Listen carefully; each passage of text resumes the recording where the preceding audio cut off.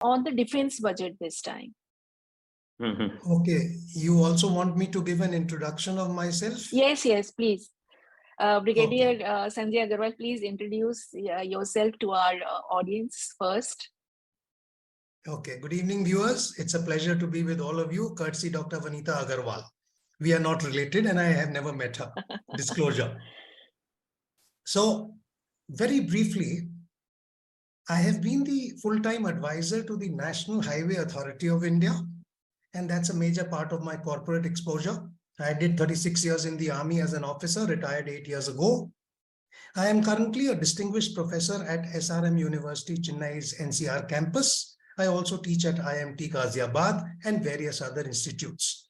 I conduct motivation speaking all over the country and abroad. I also speak on geopolitical issues, India and abroad, including at NATO. I've also been the president of the Services Selection Board for the country, which selects young men and women to become officers in the Indian Army, Navy, and Air Force over an intensive 5-day selection process. So that's briefly about me. Yes, ma'am. Now your question.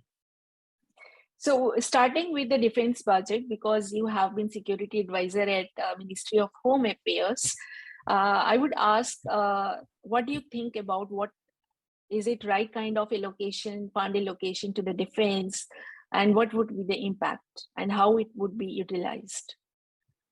Okay, so when we look at the overall budget and then within that we look at the defense, you are aware of what percentages have been given to various heads, who has got what.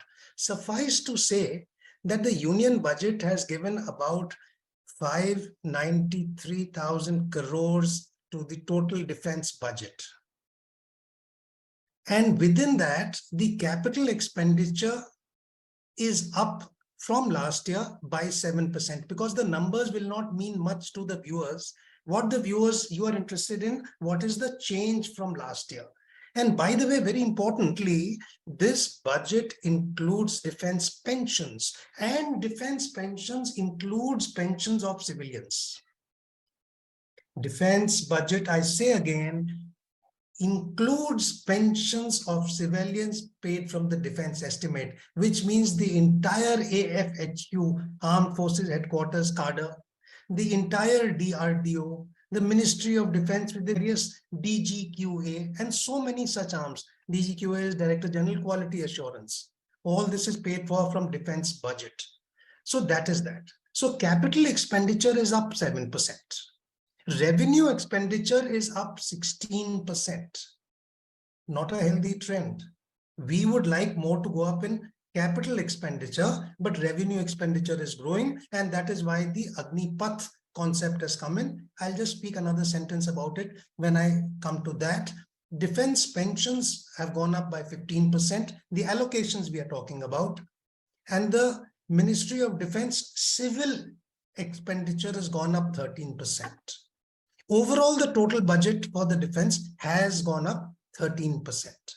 Now, within this defense budget, some of you will be wondering, how much has the Army, Navy, and Air Force got?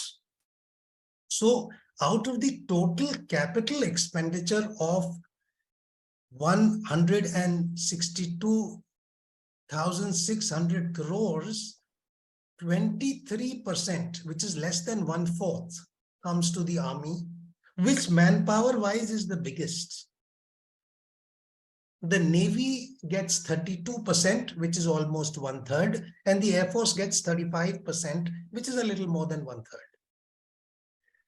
And research and development, inspection, technology development, all that gets a meager 10%. So the key takeaways here are the fact that within the three services, the Navy and the Air Force get about 1/3, the Army gets 1/4, and the 10% only is for R&D. And this is my observation across the union budget, that the allocations for R&D, except a bright spark where money has been allocated for agri-tech startups, that is a bright spot. But other than that, I find I could not see R&D allocations to be as high as one would have wanted them. Defense is one proof.